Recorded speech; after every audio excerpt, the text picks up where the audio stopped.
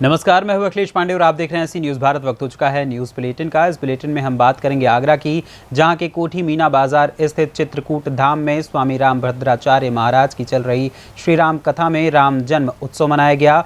वहीं आगे चर्चा करेंगे अम्बेडकर नगर के जलालपुर की, जहाँ गेहूँ की फसल में अज्ञात कारणों से आग लग गई।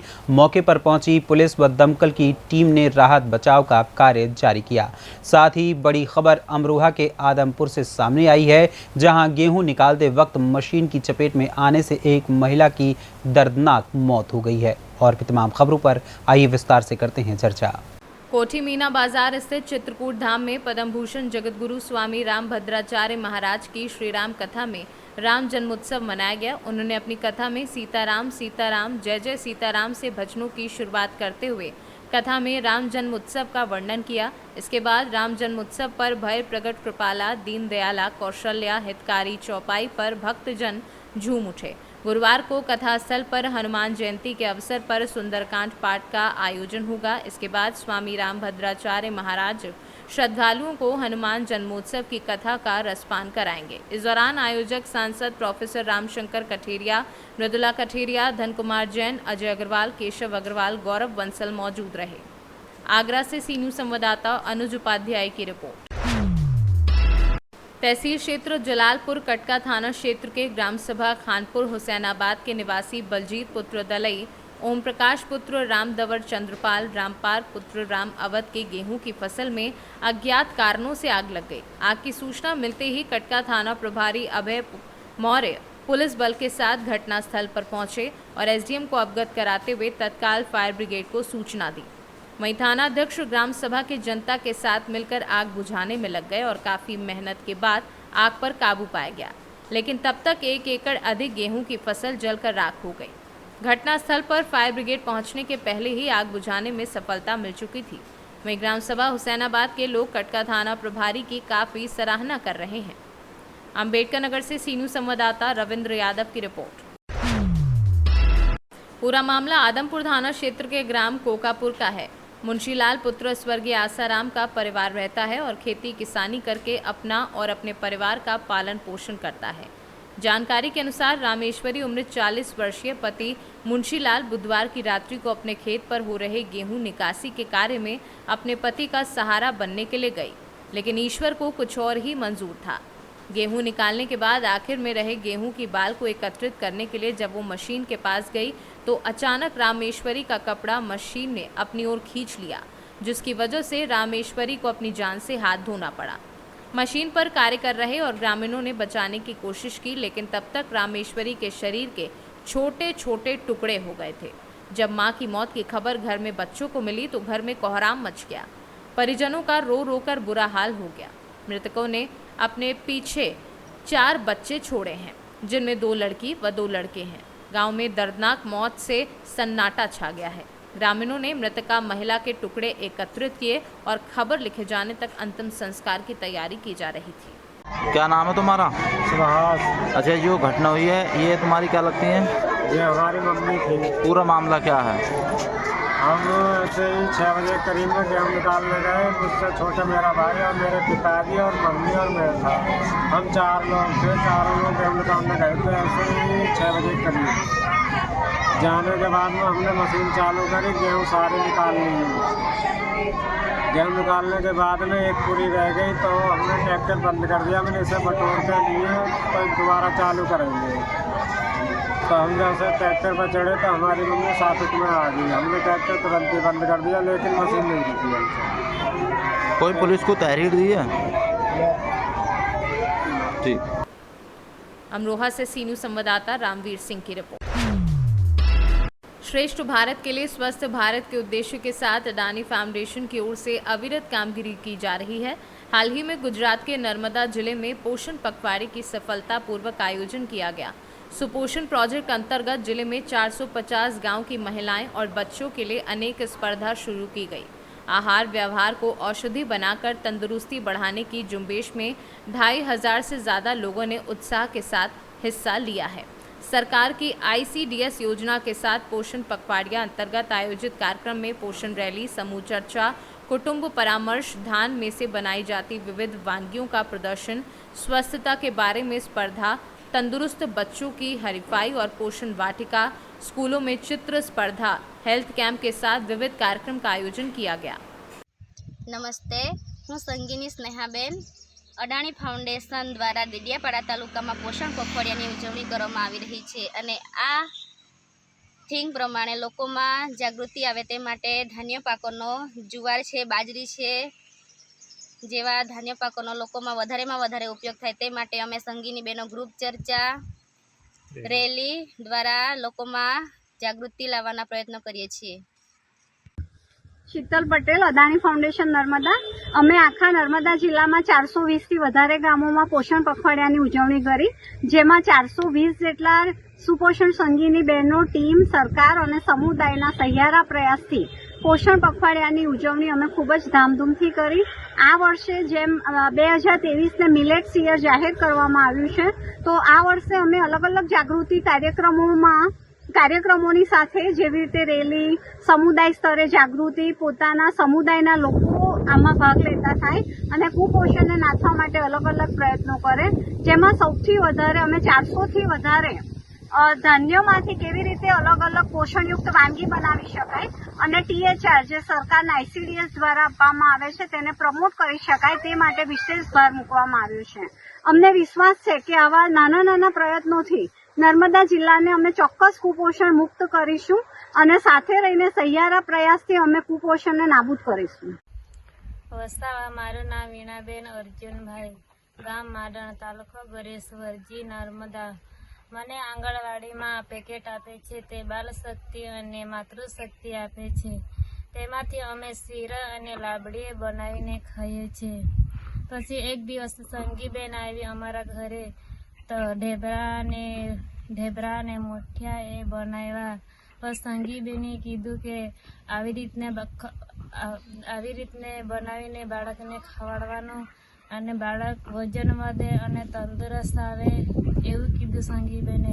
ત્યારે અમને ખબર પડી કે આવી રીતે બનાવવાનું એમ। હું બારિયા રંજનબેન, હું સુપોષણ સંગીની તરીકે કામ કરું છું। હું તિલકવાડા તાલુકામાં ગોલા તલાવડી ગામમાં પોષણ પખવાડિયા વિશે સમજ આપી છે। અમે કુલ 30 જણ ભેગા થઈને ગામમાં રેલી કરી છે અને એમાં ધાન્યની સમજ આપી છે।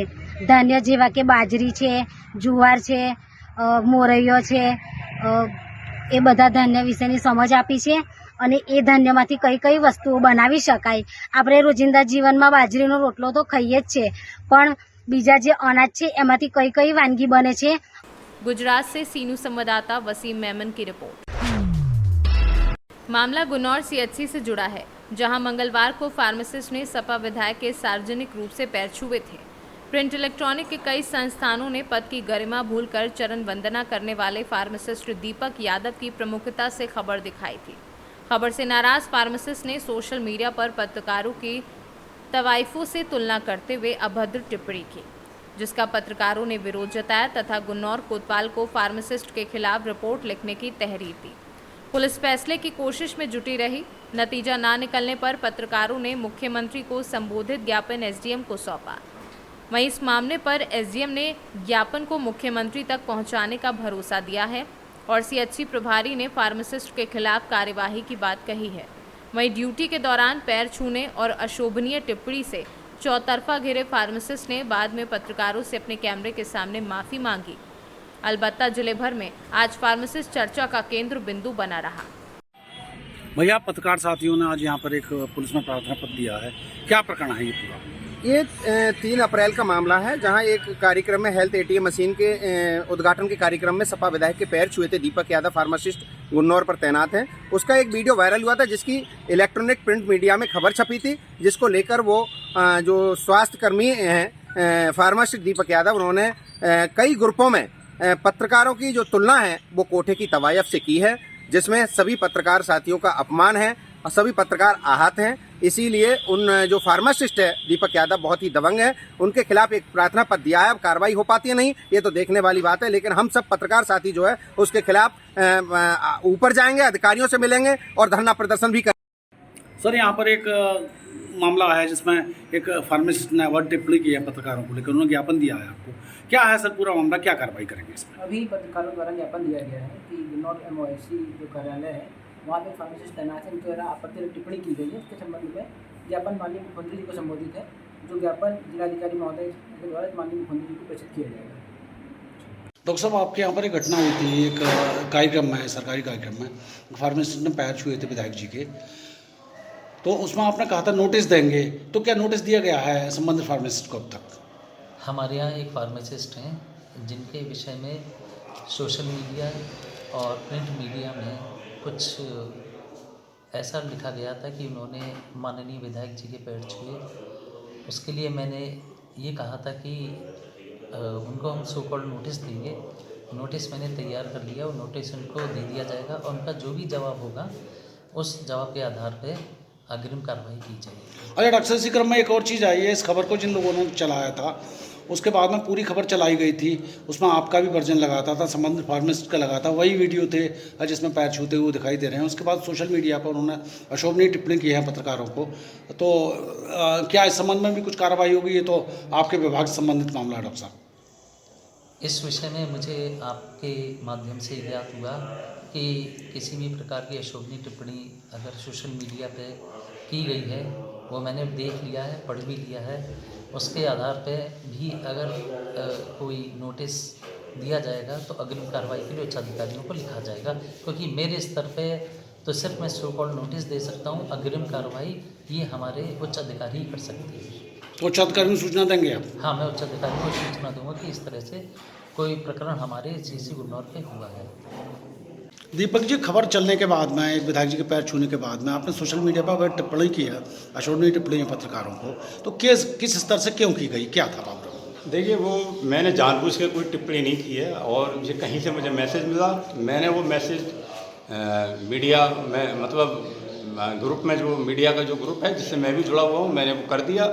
और मैंने अभी कोतवाल साहब के यहाँ पे भी जब आप लोग सब बैठे हुए थे वहाँ भी मैंने सार्वजनिक रूप से आप सब लोगों से माफ़ी मांग ली है। और क्योंकि गलती मैंने की, जैसे भी हो, मेरा किसी की भावनाओं को आहत करने का मेरा कोई मतलब नहीं था, ना ही मैंने किसी व्यक्ति विशेष का उसमें कोई टिप्पणी की है और ना ही मेरा किसी से कोई रंजिश है, ना ही मेरी किसी से कोई, बाकी सब आप लोग परिवार के साथ ही हैं, मैं भी आपके साथ जुड़ा हूँ। अगर मुझसे अगर कुछ हुआ तो उसके लिए मैं अपने शर्मिंदा हूँ और उसके लिए मैं माफ़ी मांगता हूँ सार्वजनिक तरीके से। संभल से सीनू संवाददाता सोनू वाशने की रिपोर्ट।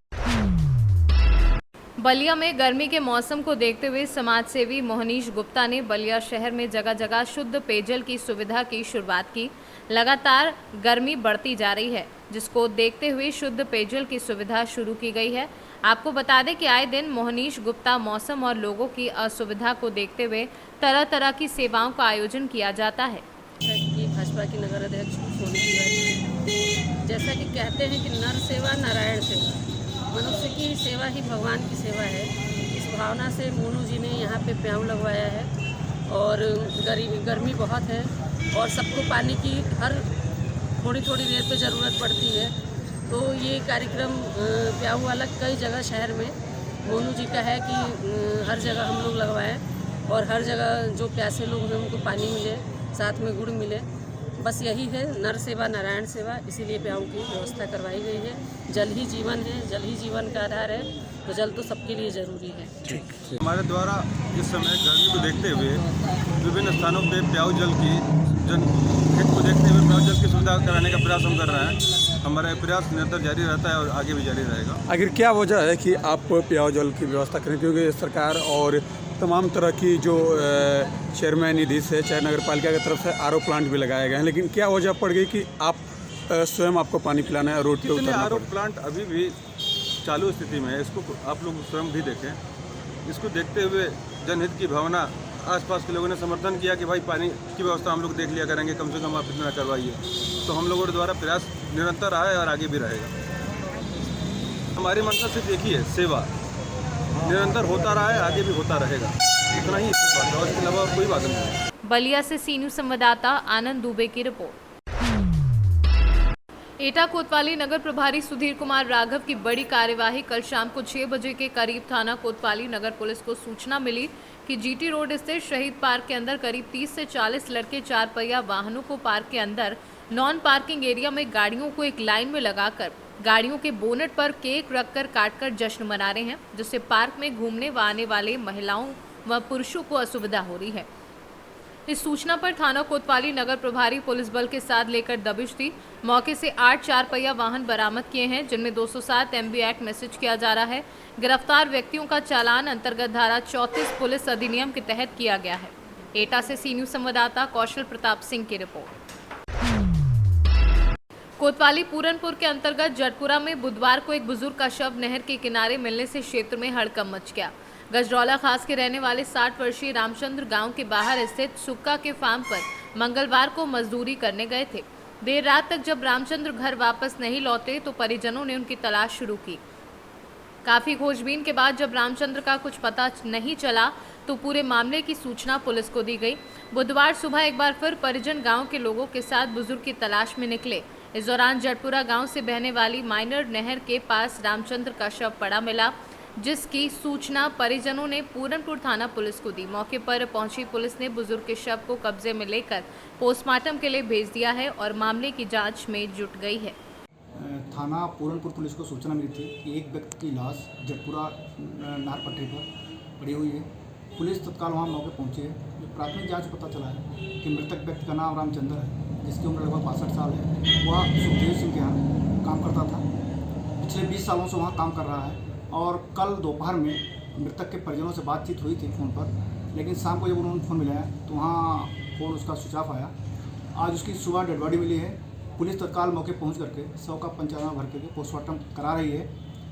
परिजनों द्वारा जो भी तारीख दी जाएगी उसमें तत्काल अभियुक्तों को गिरफ्तार करके जेल भेजा जाएगा। पीलीभीत से सी न्यूज संवाददाता हैदर खान की रिपोर्ट।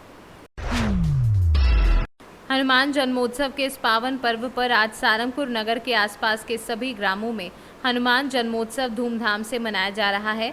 वहीं ग्राम काचरिया भाई में वीर शिवाजी संगठन के द्वारा हनुमान जन्मोत्सव के उपलक्ष्य में भव्य शोभा यात्रा निकाली गई। पहले मंदिर पुजारी भैरव महाराज बैरागी के द्वारा बाबा का भव्य श्रृंगार किया गया। बाबा मारुति नंदन सरकार को चोला चढ़ाया गया और इसके पश्चात भव्य ध्वज शोभा यात्रा निकाली गई, जो कि हनुमान मंदिर से प्रारंभ होते हुए शंकर मंदिर, अंबे माता मंदिर, श्री राम मंदिर, लक्ष्मण कॉलोनी हो तो वापसी हुई। बालाजी मंदिर पहुंची, जहां पर बाबा को प्रसादी का भोग लगाया गया एवं महाआरती की गई, जिसमें सभी ग्राम वासियों ने महाआरती का आनंद लिया। आपका नाम? तो गुरुजी, जो आज जो भगवान का जन्मोत्सव मनाया आपने बालाजी सरकार का, इस उपलक्ष्य में क्या क्या यहाँ पर क्या क्या आयोजन रखा गया?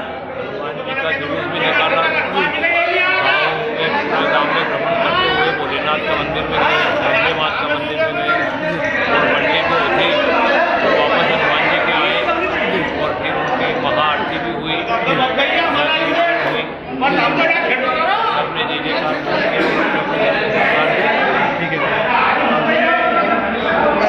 राजगढ़ से सी न्यूज संवाददाता नागेश्वर पाटीदार की रिपोर्ट। सिद्धार्थनगर थाना त्रिलोकपुर के अंतर्गत ग्राम देवरिया चमन में महाकाली मंदिर में नवनिर्मित धर्मशाला का लोकार्पण कर गिरधर प्रसाद चतुर्वेदी द्वारा किया गया। प्रतिवर्ष की भांति इस वर्ष भी अखंड रामायण पाठ तथा विशाल भंडारे का आयोजन।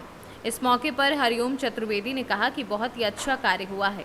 हमारे ग्राम वासियों ने मिलकर धर्मशाला बनवाया, बाउंड्री वॉल करवाया। माता काली की कृपा गांव वासियों क्षेत्र वासियों पर बनी रहे। इस मौके पर पूर्व प्रधान रमाकांत चतुर्वेदी, राम रोहित, बलराम पांडे, तुलसीराम चतुर्वेदी, अरुण कुमार, पप्पू, वरुण, बिन्ना शर्मा सहित भारी संख्या में गांववासी मौजूद रहे।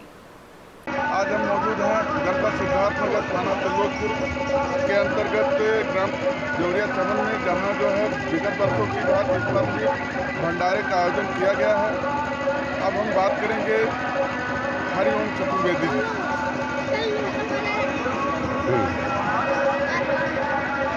अब जो है भंडारे का आयोजन होने में जगत जंतु की भांति जो है धर्मशाला का उद्घाटन भी किया गया है। इसको आप ये बहुत अच्छा कार्य हुआ है।